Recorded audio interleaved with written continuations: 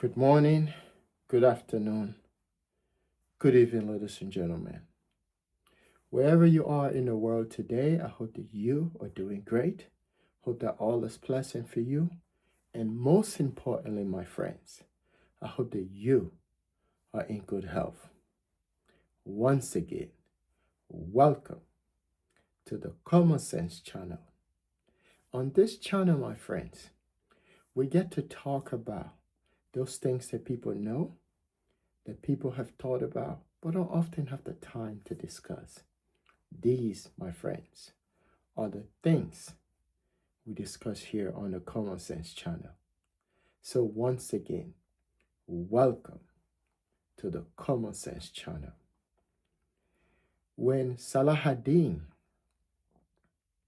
was trying to conquer Jerusalem, there were millions, I would say millions of men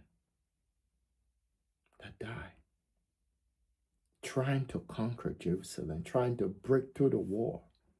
It's historical. But when he got in, even some Islamic scholar would debate this and say he should have done the worst, having had a huge casualty during that battle against the Crusader. He didn't do that. And I think there are still elements of that of those ancestors in our world today. That at some point, even with hatred for one another, that someone will step up and say, no, we're not going to do the wrong thing. But instead, we would do the right thing. Just like what Salahuddin did. Anyone in their evil mind would have said, you know what, let's annihilate all these people. But Salahuddin chose to do the opposite. That's why today you see the mosques in Jerusalem. There's a mosque that he built, and the church too. He helped construct to bring the two faith together, or to bring the two religion together.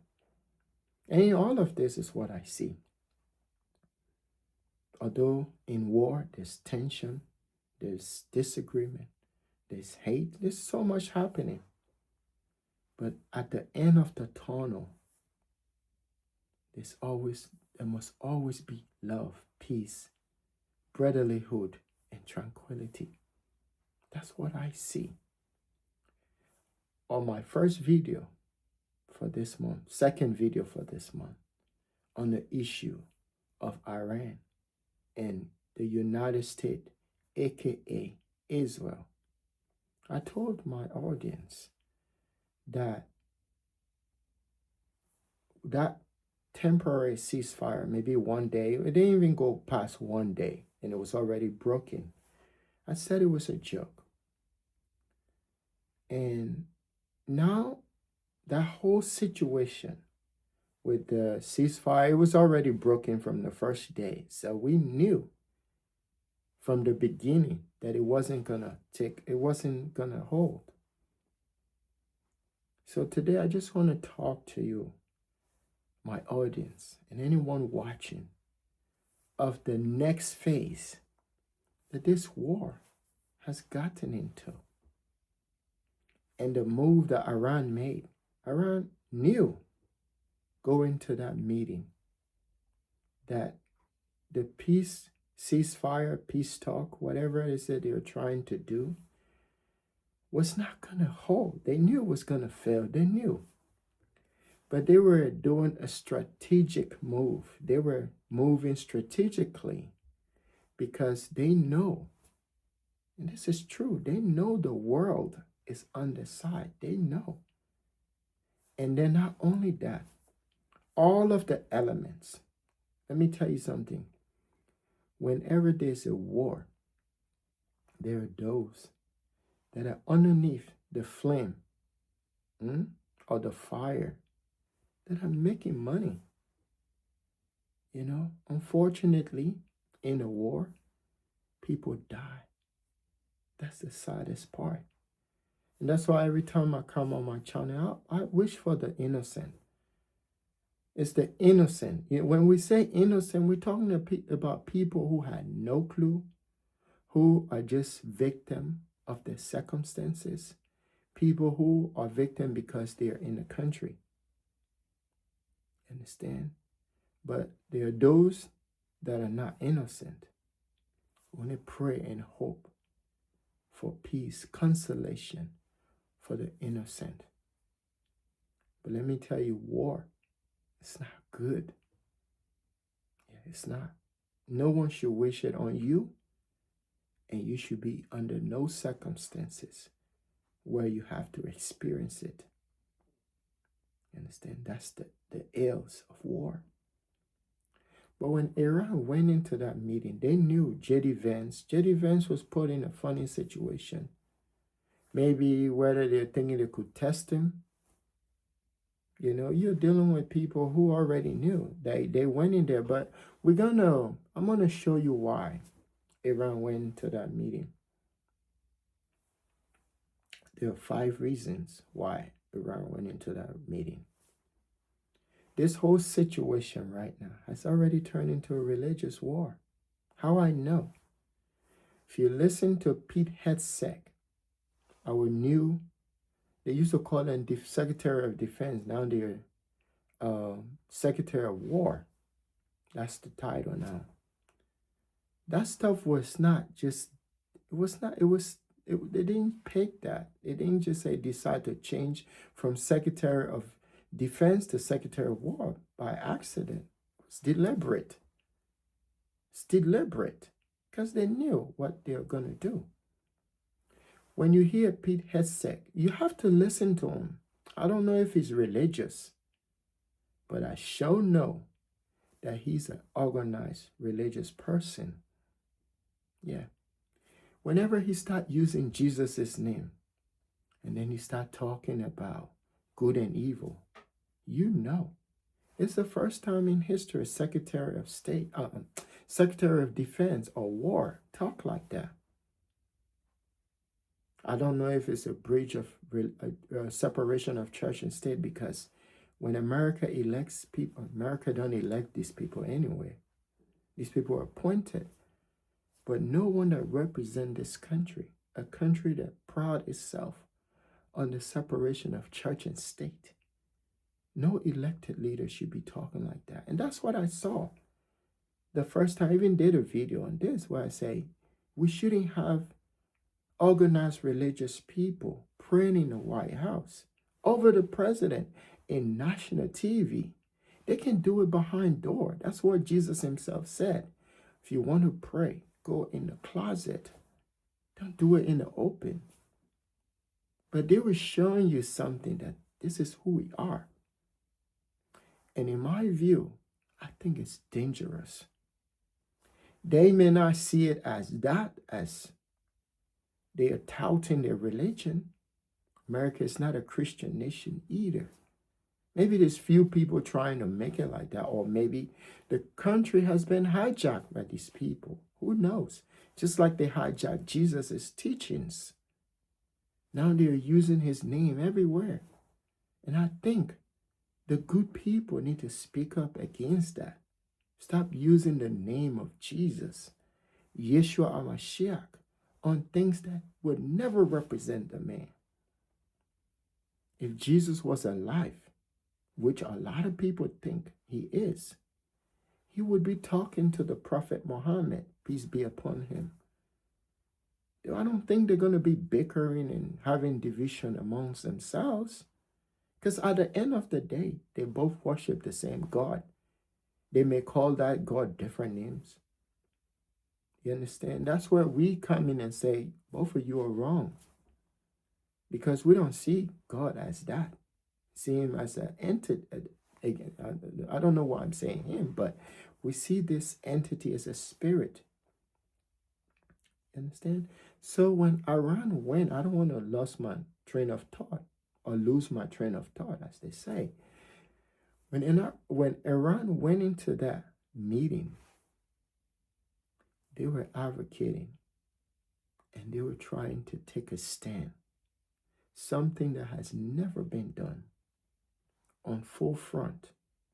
The first front was Hezbollah. They didn't make that demand initially before the meeting. They didn't make that demand because they were stupid or they wanted to meet with America. I can just imagine the tension in that room. I don't think they were smiling. I don't think America was smiling. I don't know if J.D. Vance was trying to show kind gesture to these people after you said that you obliterate them. But they were setting a trap too, saying that we're going to make the world see what happened.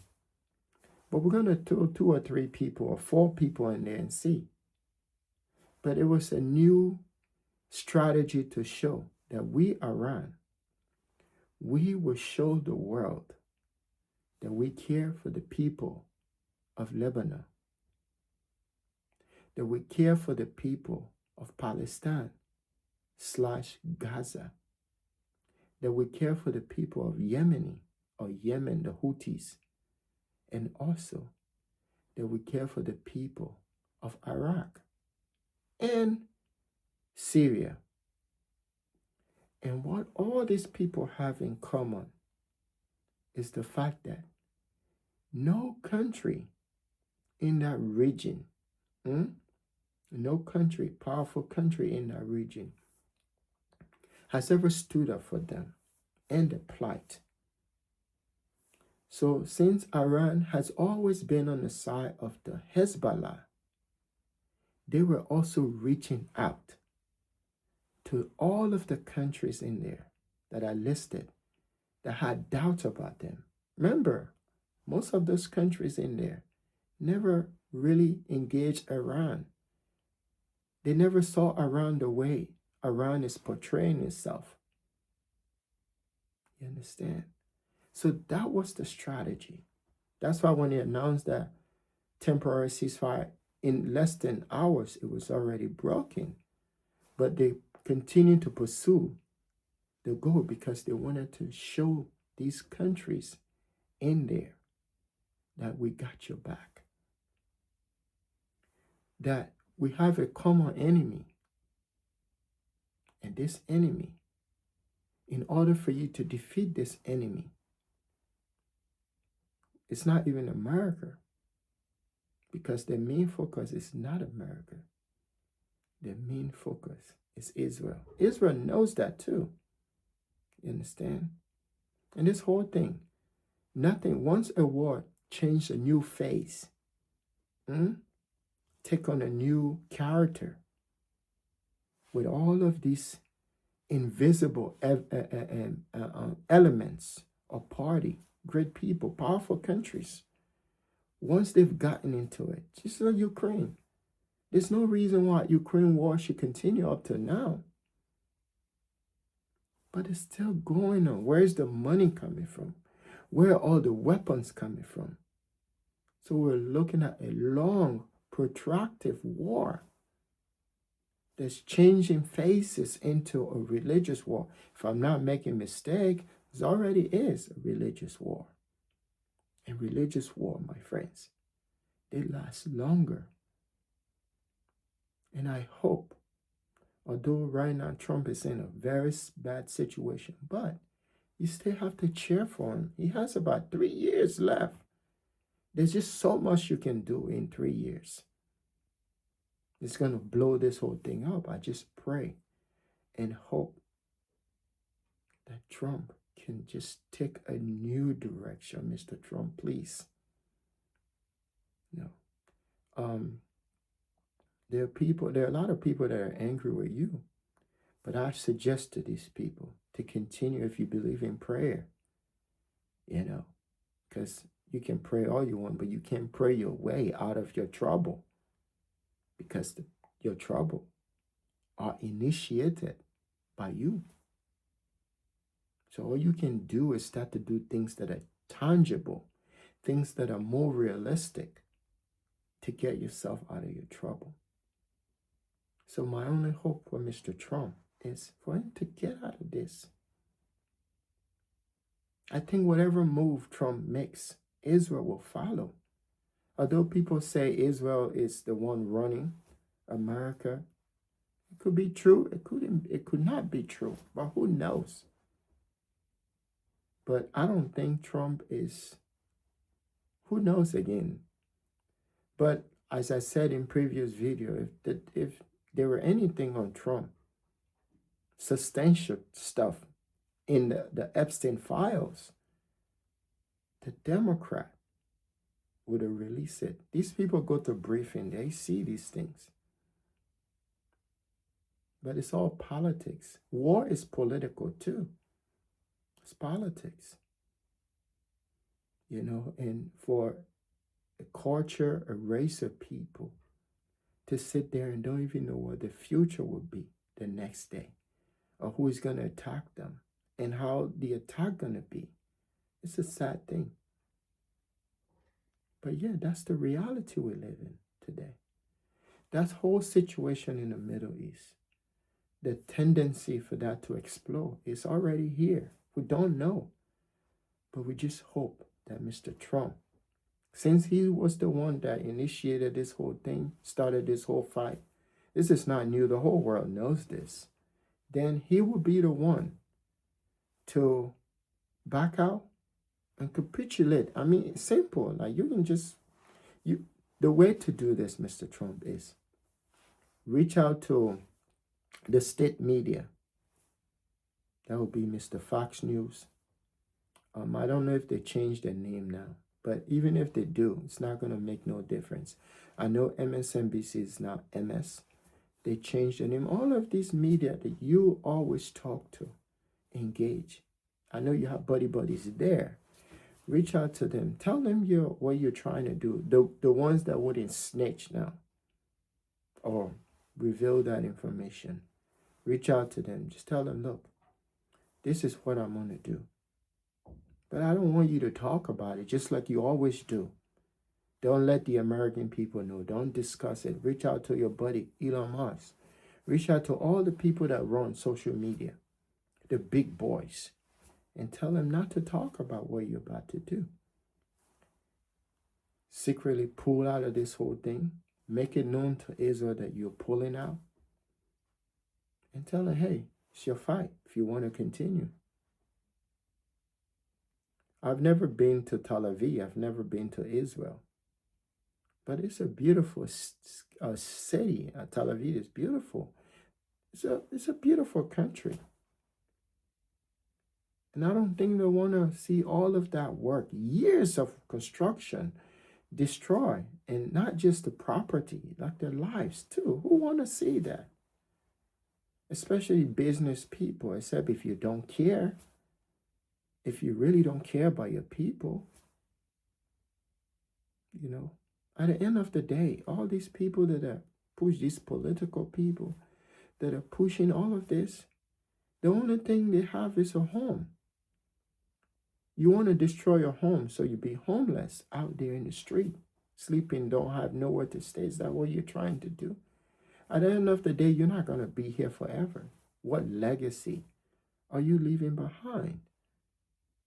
You know, ask Hitler. It's what Hitler did. Hitler walked his people into destruction, into the fire furnace. You know, over pride, over stupidity, over evil, over nationalism too. You know, so I just hope that Mr. Trump is able to find an outlet. You can do that, Mr. Trump. It's kind of late because all of these elements that are underneath this, they are emboldened. And they were gonna, I don't know if you can maybe talk to Iran and say, hey, bro, I don't want to be looks, you know, at least let's do this thing in a way that at least if I don't have 100% win, but at least I'm not disgraced. Because this whole thing, America is on their own. It's just a terrible isolation. And in a war, when someone is isolated, right, they go ballistic. Yeah, if someone is fighting and everyone is against them, even in a boxing match, if that person enters the ring and everyone is booing them and everyone is against them, they know they have to fight to the end. They know that nothing will stop them from going ballistic. And that's the situation America is in, this great country. I mean, some people don't like when you say these things, but this is for educational purpose. This is my own perspective. I've always done this. From the beginning of this whole thing, I always come in once in a while and say things about this situation. Each of us must use our voice to speak out one way or the other. There's nothing wrong with that. If you love someone, if you love a place, a country, you wouldn't want to see the destruction of that country. You wouldn't want to see the destruction of the people. And my prayer is that Americans can wake up. I think by the end of everything, you would see. And another thing Iran is doing is they're using these Lego cartoonish characters that are just storming social media with their rap. This is something that was born in this country. Hip hop is a universal language. A lot of people don't know that hip hop was born out of resistance. And these Iranians, they're geniuses.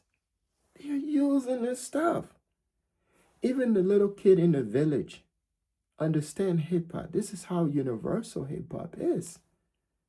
And they're using that to talk about the Epstein files in a way that most people didn't even know. That's kind of unique. You know, I'm a person that believes that not everything the government is going to tell you. Information is one of those things that people in power are not keen at letting go. Because what if you know? It's going to change your mind. It's going to change your views. And not only that, it's going to empower you. Me, I only care about the empowerment side. Because I want to know, in case someone is going to let go some nuclear bomb, I know exactly what to do. I don't want to be surprised. That's why we pay attention to this stuff. You understand? Because a surprise is not like when Japan attacked.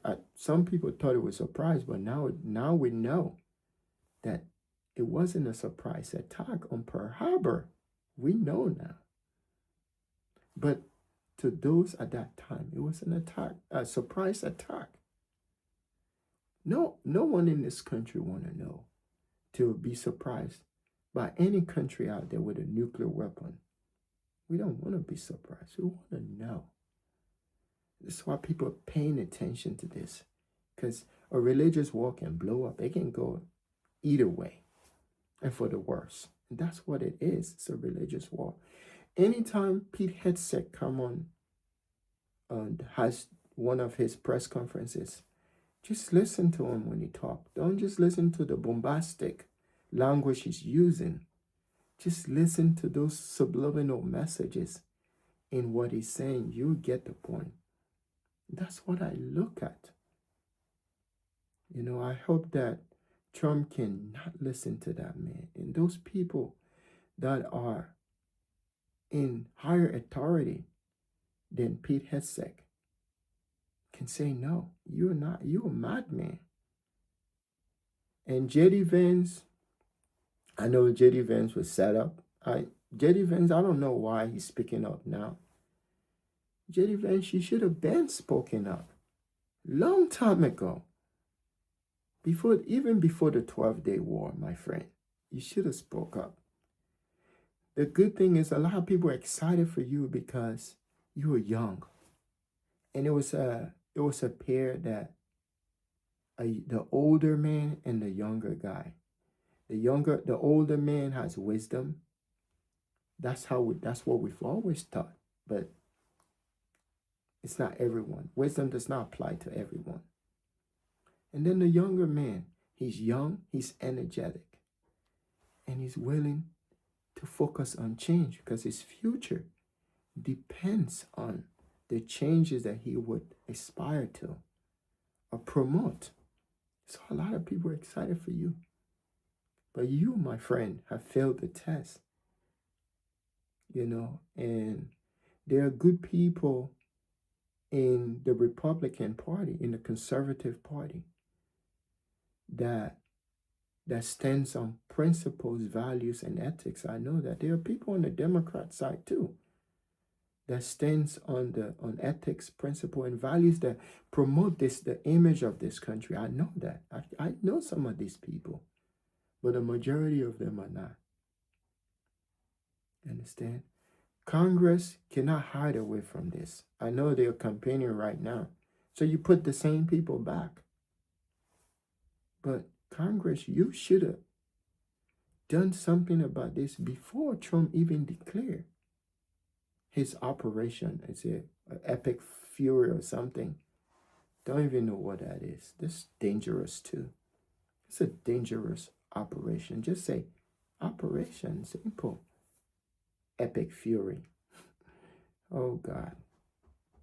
May the Almighty protect this country and the people. May the Almighty protect the world from evil people, people who are reckless, people who do not value life and the dignity and the sanctity of life. One reason why I think this is heading in a phase of a religious war is when the Pope never really, they always focus on their religion and their religious practices. The Pope never spoke out. Whenever the Pope speaks on politics, he sees something. These are wise people. The Pope is a wise man. And I think this Pope was placed in this time of history for a reason.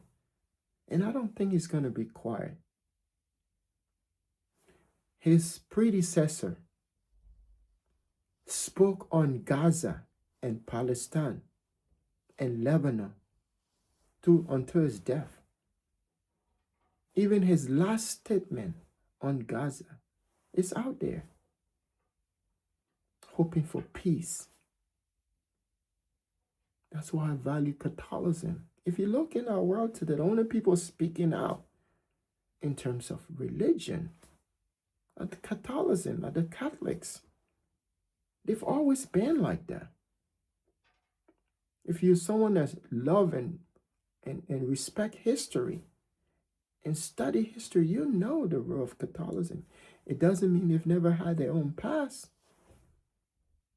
But in the past 40, 50 to 60 years now, Catholicism has always evolved. It's the only denomination that's evolving. They're trying to be more like Jesus. And which is what all of you supposed to be, including Pete Hegseth. I knew Pete Hegseth for a long time. I used to, not personally, but I used to watch him on Fox News. His analysis, he come on here when he's talking, I listen to him. But to see the personality that's coming out of him, nothing Jesus-like. I'm not going to be one of those people that calls you all names. No, I don't do that. No. People are responsible for whatever it is that they're doing. And I hope he can take responsibility and change this whole thing around. Because he's heading a powerful department in this nation, history, and in the image of this nation, the great United States. This is not what people like myself was taught. That's why I come here and say these things.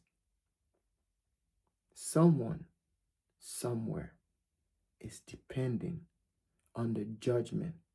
Someone, somewhere, in the Middle East, so-called Middle East, in Israel, in Palestine, in Gaza, in Lebanon, in Syria, and maybe Iraq, and ultimately Iran, and in this country as well, and across the globe, are depending on the righteous judgment of Mr. Trump and Pete Hegseth and anyone that is involved, visible or invisible, including Russia and China. I know they're involved in this thing too. But please take your attention somewhere else. We need people that can come together and save lives. That's what we want. No human being, no matter who you are, I don't care how you see yourself. I think humans are God, but you're not almighty. No matter how you see yourself, leopard, lion, tigers, crocodiles, alligators, you don't have no right to take away another person's life. Because with an uncle, an auntie, a brother, a sister, a child is killed from a family, it changes the entire dichotomy of that family. So the best we can do as human beings, as humanity, is to fight for peace, unity, love, and understanding for the races. As Bob Marley says, until that day when the philosophy that pin one race or that make one race superior than the other, that suggests that one race is superior than the other, as long that continue to happen, there is war. He said there is war. There will always be war. So whatever ideology that is pinning one race in terms of supremacy against the other, until we get rid of that ideology, as the great Bob Marley says, we will never end or eradicate war. So that whole situation in there, the only way that situation can end, the crisis, the war, religious war, I think that's what it is now.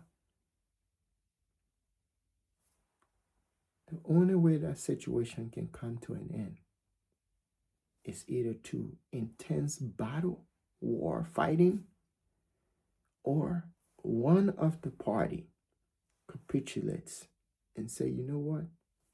No one is going to win in this. There's no end out of this.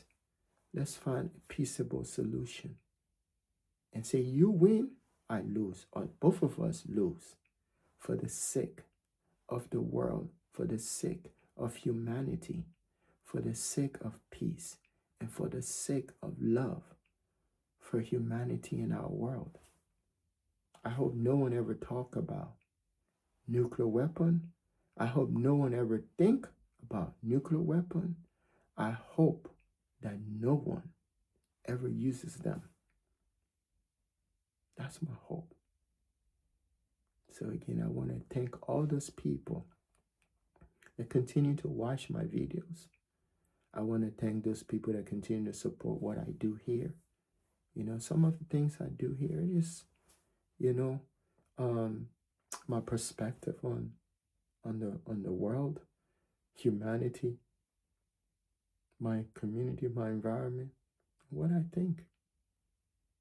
And I think there are a lot of people out here that also care about humanity. No, it doesn't matter where you are. It doesn't matter your race, your ethnicity, your religious beliefs, who you are, your name. No. It's just the fact that you're a human being and you deserve to live. You know, I hope that Ukraine and Russia can find a peaceable solution. Stop the killing. I hope that whatever is happening in the Middle East can also be resolved. And whoever is behind these wars, aren't you tired of making money? How much money do you want? At the end of the day, there've been filthy rich people in this world. Today, where are these individuals? They're gone. Money can't solve the problem. Money, you, my friend, takes nowhere. At the end of the day, you're going to leave everything here. So please stop fueling these flames of hate, of destruction, of power and control, of disaster. Please, whoever is behind this, you know yourself. Stop flaming these. Because when people die unnecessarily, like what's happening, all it does is create hate. It doesn't solve nothing. And our world is tired of hateful people. We want peace for long. And I'll probably do a video on NATO too, because a lot of people are talking trash about NATO. That name is just going to change. And Europe can stand, I think Europe can stand on their own. I think with Trump or without Trump. And I think if it's money their problem, they can, it's a good thing too. So I'll do a video on NATO that they can, anyway, we'll talk about NATO. But yeah, I don't think NATO is going to collapse. If they do, it's a good thing for the world. It's a good thing for world peace. Maybe it may not be good for Europeans. But we'll talk about NATO someday. But yeah, please, let's work towards peace, Mr. Trump. I know you got this. You know, don't just think all is lost. At the end of the day, whether you go ballistic, history is going to always remember you based on your legacy. When people think of George Bush, the first thing that comes to mind is Iraq and Afghanistan. People don't talk about the good things he's done in his life for them in the community and their neighborhoods and their states. They think of Iraq and Afghanistan. So you can turn this journey around and seek peace, my friend. I just hope for peace. That's my thing. And I hope that there could be a solution. Even in a place of despair, in a place of disagreement, in a place of hurt, there's still chance for peace. I hope that you are doing great. I hope that all is pleasant for you in this world, especially with what's happening in our world. And most importantly, my friends, I hope that you are in good health. Have a wonderful and blessed day. Thank you.